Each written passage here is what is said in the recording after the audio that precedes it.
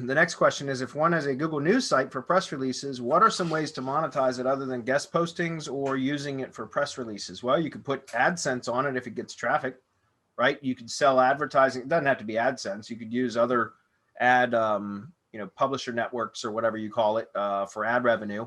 You could also put affiliate products on there. Like if it's a themed Google News site, you could put, or even if it's not themed in one particular industry, but it has categories on the Google News site, right? You could add different affiliate offers and things like that on different categories pages, for example. I mean,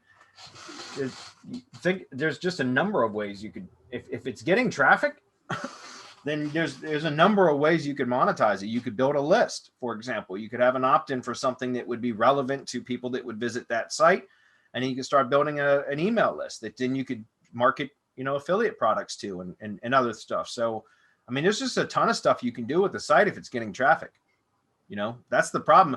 There's a million ways to monetize a site, but you need traffic and relevant traffic for whatever you're offering or promoting in order to monetize, to make money from it.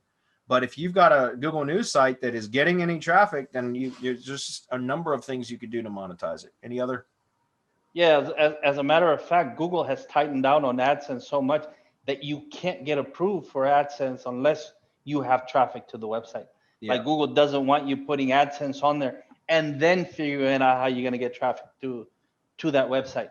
And if you have one, then why not? And it was relatively simple for you to do this. Why not then go a couple of hundred of these and build your own like press release network, and then publish your own content into your own press release? I imagine the power in that, where you're not dividing all of that link equity between all of these websites pushing into the network. You have what's properly then called a private blog network of your own press release sites that publish to Google News. And imagine all of the power that's in those websites once you start using them properly. Now, the moment that you allow other people into your private blog network is no longer private, and Google can and will come calling to see what the hell it is that you're doing, especially if you start selling links. So be careful. Yeah. Do websites that syndicate press release blogs get much traffic and will cause duplicate content penalty? No, it won't cause a duplicate content penalty. But do they get much traffic? It depends. I mean, some do, some don't. Again, we use, in MGYB, our distribution is across Press Advantage. And, for example, there's one for local stuff. I found that the WBOC.com, which is just the news outlet or whatever, that's one of the pickups, the press release pickups. That one ranks really well. It ranks really well. And so for whatever reason, that WBOC.com press release, I'm sure it's getting a lot of traffic because it ranks well. And I've been manipulating that a bit by sending traffic intentionally to the press release and then having it click through to my target URLs. So CT spam, click-through spam. And that works really well. To get the press release to stick, if you do search and click traffic.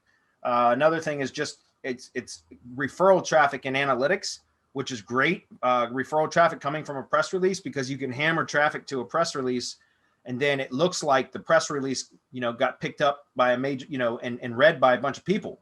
And so the traffic signals are really good signals. That's something that I've been doing a lot of testing with lately, and it works quite well. So yeah, I mean, just depends on the actual site. Some sites get a lot of traffic, some don't.